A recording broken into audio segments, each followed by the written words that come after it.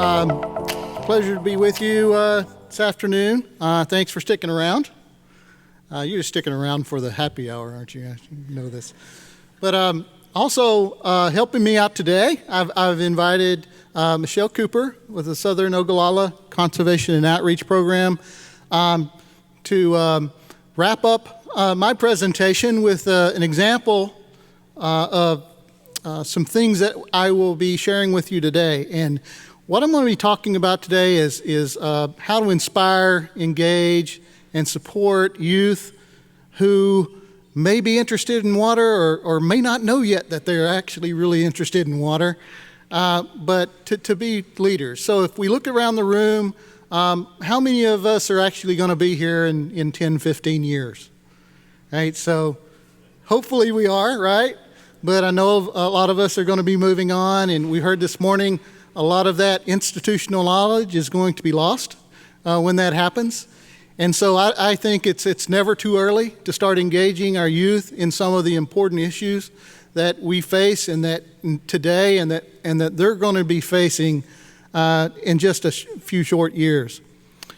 And so, as many of you know, I've began the 4-H Water Ambassadors program. I'm going to be using that program as to provide some examples and support for things that I'm going to say, but this could apply to any youth. They don't have to be a part of this program, but just to some things I've learned over the past 6 years that have helped to inspire youth in the water field. So I'm going to be talking about the inspiration, how to engage, how to support, and then I'm also going to be talking about some of the challenges that you're going to face with youth, and also, how it's really there's a payoff at the end, and how much you can impact youth going forward. So as far as the inspiration, this is the inspiration. What's inspiring the youth to get involved? Many of them are looking for ways that they can develop leadership skills. Now, in my program, most of the kids that come to my program are in 4-H, and so they do have an interest in leadership, and 4-H, FFA, and those programs provide many opportunities for leadership. Service, kids are always looking at how they can lend a hand, how they can get involved with something that matters to people, and so what you do matters. What we do matters. It impacts everyone on this planet, and so if they can be of service, many of them are willing to do so. They're also looking for recognition, especially these high school kids who are already thinking about the next chapter in their lives, whether it's a trade school or college.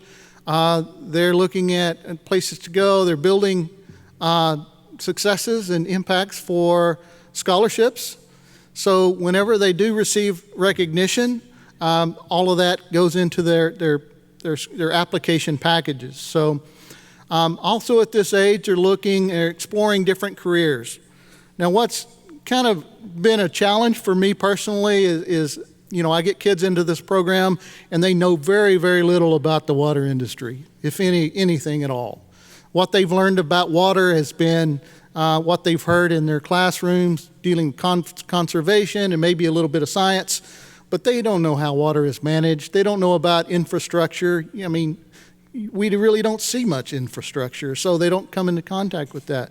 They really don't come into a lot of contact with people in the water industry, because a lot of us, work behind the scenes or in some capacity, so we really don't have interaction with a lot of the public many times. So they're looking for, and they're excited to see the different career pathways that are involved in the water industry. Scholarships. The families are always looking for scholarship opportunities. And I will brag on this program. In the last few years, I've been able to connect many of our water ambassadors to the scholarships that are offered in the water industry through the different organizations. And so we've had more representatives or more ambassadors obtain those scholarships lately. Experiential learning. So it's one thing to hear about it. It's one thing to hear about conservation, hear about how water is managed, hear about water infrastructure. It's a totally different thing to go out in the field and see things and learn by doing, engaging all of their senses at the same time. It really sticks with them. Fellowship. They're also looking at being able to connect with, you adults in the industry and also other youth who are interested in the same things they are. The other thing is it needs to be fun, right? And we always got to include that. We're dealing with youth. Whatever we're doing has to have an element of fun. It doesn't have to be fun all the time, but it doesn't need to be boring and, not fun. So that's inspiration. The engagement, and this is how you would engage with these interested kids. The first thing is they're looking for personal connections with you. They want to know you by name, be able to, whenever they run into you, recognize you, have conversations. They're looking to establish those connections. One thing that you can do if you're engaging youth is set expectations. So if they're going to be assisting you, clear expectations and high expectations, they will rise to the challenge. And so a lot of times we don't put those expectations up there, and so they don't take it very seriously. But doing that really helps. Actually demonstrating real-world applications of things that you're doing, that they're seeing, they're experiencing, also it helps as you're engaging with these kids. They're real excited as we, in our ambassadors program in the summer, we travel around the state on our tours, our field trips. They love running into people all over the state with shared backgrounds like they have. A lot of the kids that are in 4-H, normally they're in a rural area, not all of them, but many are from rural areas. And as we're traveling around the state, they run into folks like you who may have, grown up in the same county. We're in 4-H or FFA like they are and have the same interests, but they see where you are now. And so that provides them, an inspiration as well, seeing that they could be where you are, no matter where they're starting out. They're looking for meaning and purpose, and so you can relay that to them. What you do matters to people and how it impacts everyone in the state. Also, making that connection, sharing your backgrounds, they can envision their path forward. So many of the kids I work with, they've grown up in the same county all their lives. They don't travel a whole lot. But in going around and meeting with people in the water industry, they can see themselves moving on into that sort of position. So they can envision that path forward, especially when you share with them your journey yourself, where you came from, where you attended school, the career paths that you've chosen. So that's really important. And when you engage with them, if you can include an element of fun, that just makes it even more memorial. So fun is always a big deal. The support. There's many ways that you can support youth water leaders. You can provide a lot of opportunities for learning. It doesn't have to be actually educational events all the time. You can invite them to attend a board meeting. I know a lot of times that's not always entertaining, but sometimes it's really entertaining. And I've been with a few water ambassadors during some heated arguments in some board meetings, and man, it's opened some eyes. But it's also, they remember that. It sticks with them. But there's lots of pathways, opportunities that you can provide learning. I know that there's many of you in this room that have helped me and our program by providing field trips, behind the scenes, things that they won't necessarily ever get to see unless they were in this position. And just to helping out, speaking to them, presenting, things like that. Providing pathways for collaborations. I know also many of you in this room provide education within your districts. Anytime you can get those youth involved, they don't necessarily have to be water ambassadors. They could be, people from, in the schools, in the science and FFA classes.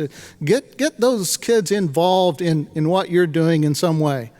Help them out. I know you always need a hand with educational and outreach programs, and they can be a really good resource with just a little bit of training. providing incentives for participation. There is one district in particular that comes to mind. Their board has decided to support water ambassadors through a scholarship each year. So each year that they're in the program, they will get so much money at the end of the year, and it accumulates each year that they're in the program. And when they graduate high school, then that's when they award the scholarship.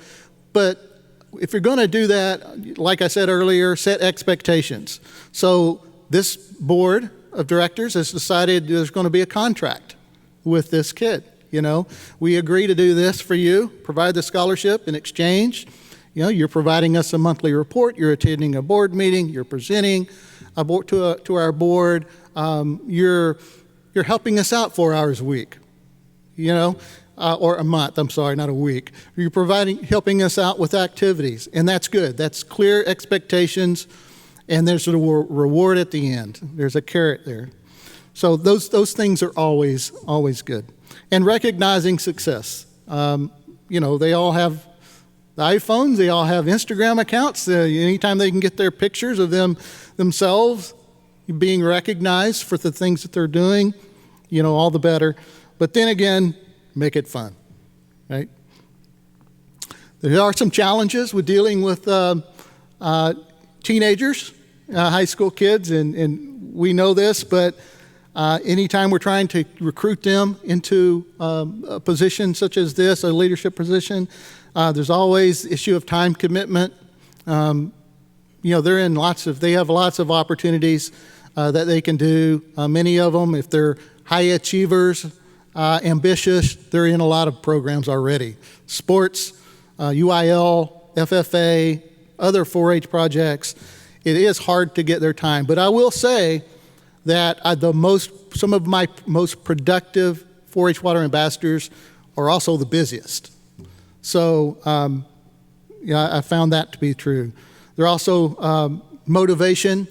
I know that one thing that I have a challenge with in recruiting kids is they're not quite sure what this is all about, and it's hard to communicate it unless they're in it. And so some of them are a little bit motivated, but most of the time there's a little arm twisting that goes in to get them involved in the beginning, and then they're there with you. I have more than a 90% retention from 1 year to the next of the kids that are in the program, which is very good.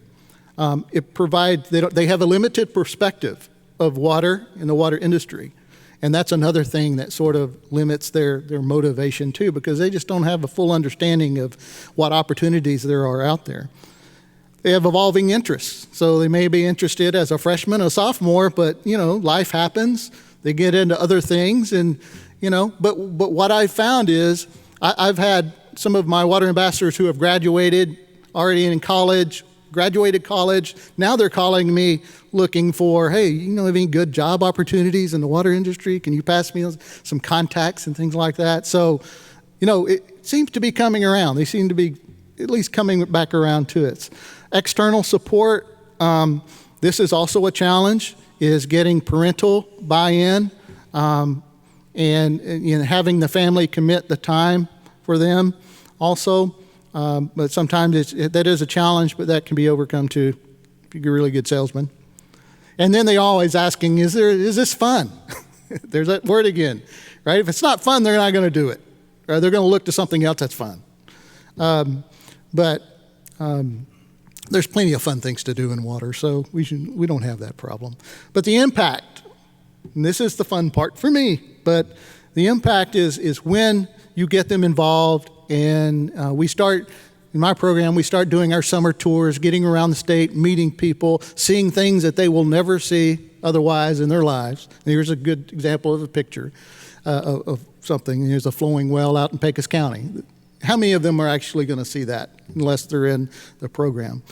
But you can see them holding their nose, right? It's engaging all of their senses. Picture. They're understanding the problem now, where if you read about it in a Texas Monthly article, you may not really understand exactly what's going on, but if you're standing next to it, then it becomes evident. It's experiences like this are broadening their perspective of the important things in the water industry. It's fostering a greater appreciation for what you do and the challenges that we face in the future. It provides them an exposure to all the different career opportunities out there. We meet hydrogeologists, managers, conservation educators, scientists, academics. I mean, they get to meet all of those folks being in this experience and build relationships. I'm sure some of you have seen some of these kids several years in a row, which is good. They keep coming back here. And that's good. They're beginning to be more comfortable around you and recognize you when they see you out. And don't forget to add the why into the what. So, we do this. We go around, but why are we learning about these issues and what impact is this making? So there's some things to consider as well. This is the most often quote, most frequent quote I get from graduate students at A&M who I'm around, several of which have helped me out as chaperones on some of the summer trips. But they go through this and they're like, well, I wish I'd have done this when I was their age. So, maybe that had followed a different pathway academically or career-wise when they see just how interesting this is and how important it is. So just currently, I have 62 water ambassadors, and this is where they are in the states. The different colors represent the different number of ambassadors in that county. I have 62 ambassadors that are currently serving in 42 counties. I'd like to expand this, especially out in Southwest Texas. We have a need there. About 164 youth have come through the program or in the program over the last. We're starting our 6th year, so it's continuing to get a lot of support. And here is all of the sponsors that we have this year. You can see just how much support that you have given, and many in the water industry.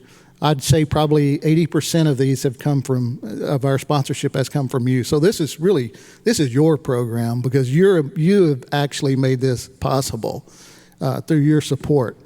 And so hopefully that'll continue to grow because each year we like to expand and offer new opportunities, and you can't do that without funding. So it's really important. Just as important are the experiences that many of you provide us as we travel throughout the state. That is just as important as well. So that's where I'll end, and I'm going to turn it over to Michelle, and she's going to be talking about her experiences in engaging youth too. This is advanced. And this is back. Okay, thank you, sir.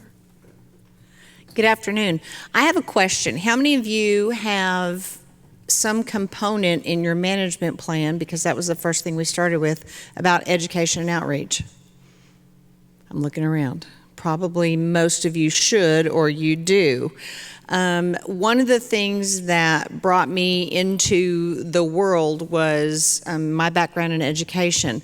David and I met through one of the conferences, through one of the summits, and he was here presenting, trying to get some of those sponsors lined up and to begin the program. And I thought, well, that's a cool thing. We should do that.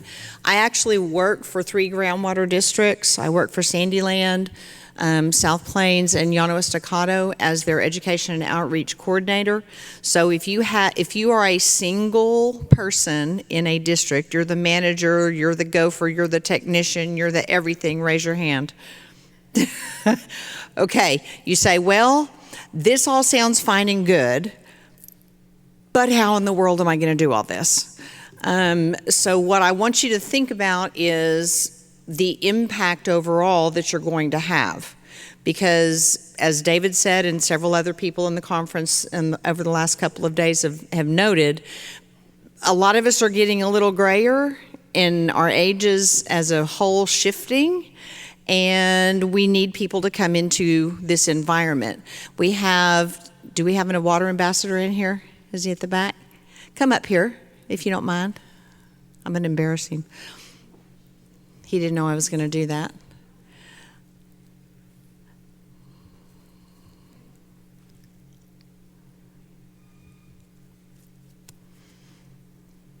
And this quote was by Walt Disney, one of my favorites. The way to get started is to quit talking and begin doing. So, all the way up here. Okay, I want you to introduce yourself and tell them what tier you're in. So, hi everybody, my name is Joshua Jones. I'm from Smith County over in East Texas, and I'm a Tier 4 water ambassador. Okay, so you can sit up here with David if you want to.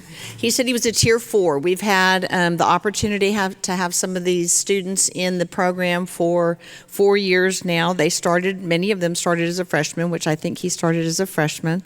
So he's gotten to know a lot of names and faces, but he's probably considering some things. I see him wearing his Aggie cap.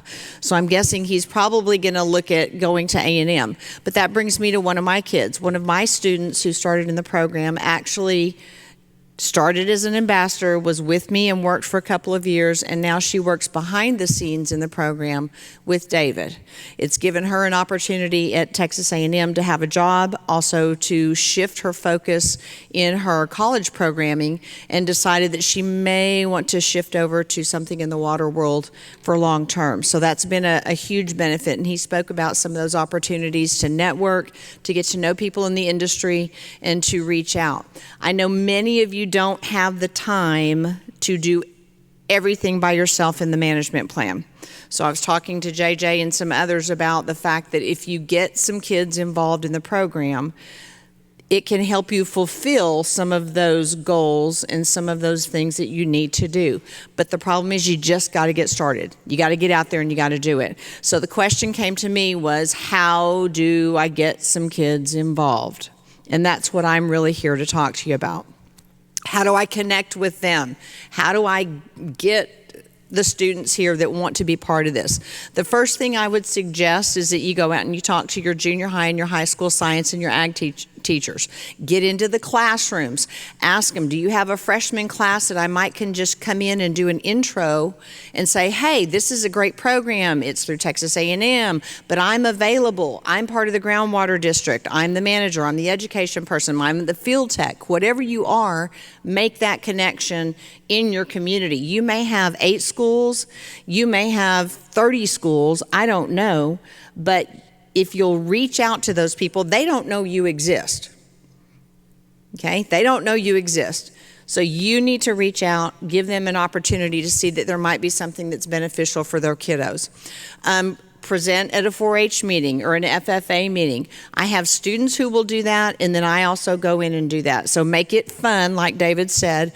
Do something engaging, especially if it's the younger students. You'd be surprised how many kids say, ooh, I saw that water lady when I was in 3rd grade. Ooh, I saw that water lady when we did the Ag Careers Expo. And they remember, and they want to know what those kids are doing there with me because they're in school and my kids are out presenting with me. So they're looking for a way to get out in the world. Be visible in the community, volunteer. It provides an opportunity for the kids to get volunteer and service hours. It also provides you an opportunity to engage with your community and to be visible in your community.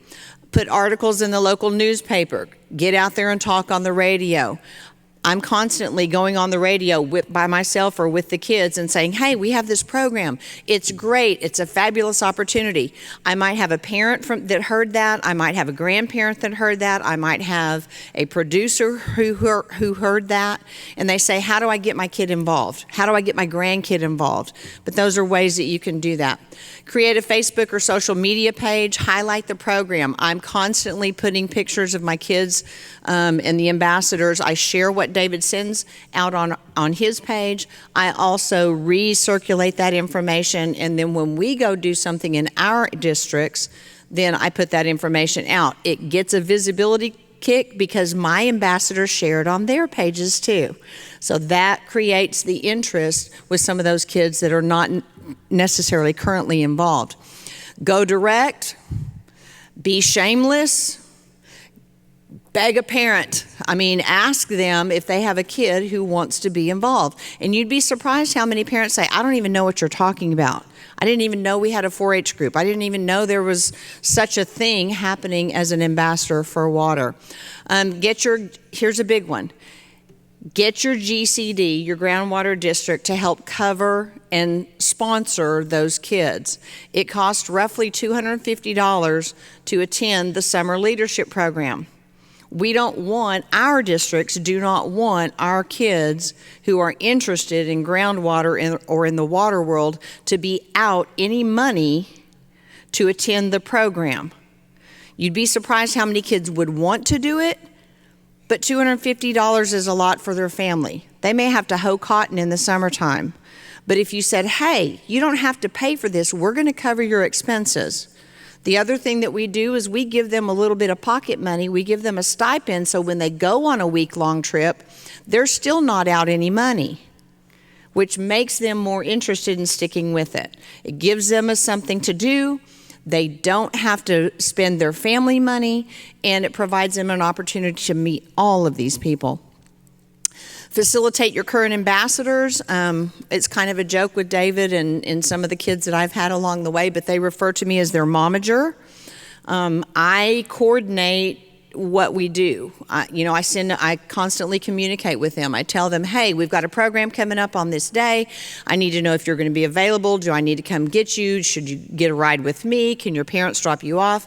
But it helps them with their organization because so many of them are involved in other things. So the parents have to know that I'm going to take care of them. So if you have somebody in your district who can help do that, that takes some of the pressure off the family. It takes some of the pressure off the kid to say, oh my gosh, I don't drive yet.